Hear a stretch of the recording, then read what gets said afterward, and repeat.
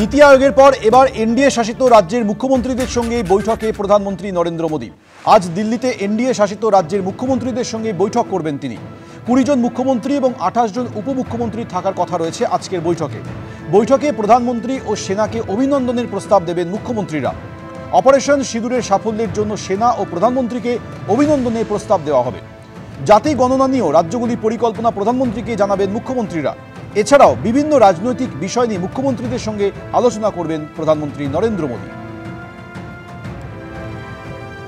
গতকাল নীতি আয়োগের বৈঠক হয়েছিল, আর এবার আজ এনডিএ শাসিত রাজ্যের মুখ্যমন্ত্রীদের সঙ্গে বৈঠক করবেন প্রধানমন্ত্রী নরেন্দ্র মোদী। দিল্লিতে এনডিএ শাসিত রাজ্যের মুখ্যমন্ত্রীদের সঙ্গে বৈঠক হতে চলেছে আজ। এর মধ্যে 20 জন মুখ্যমন্ত্রী থাকছেন, 28 জন উপমুখ্যমন্ত্রী থাকছেন। বৈঠকে প্রধানমন্ত্রী এবং সেনাকে অভিনন্দনের প্রস্তাব দেবেন মুখ্যমন্ত্রীরা। অপারেশন সিঁদুরের সাফল্যের জন্য সেনা এবং প্রধানমন্ত্রীকে অভিনন্দনের প্রস্তাব দেবেন তারা। জাতি গণনা নিয়েও রাজ্যগুলির পরিকল্পনা প্রধানমন্ত্রীকে জানাতে পারেন মুখ্যমন্ত্রীরা। একই সঙ্গে বিভিন্ন রাজনৈতিক বিষয় নিয়ে মুখ্যমন্ত্রীদের সঙ্গে আলোচনা করবেন প্রধানমন্ত্রী।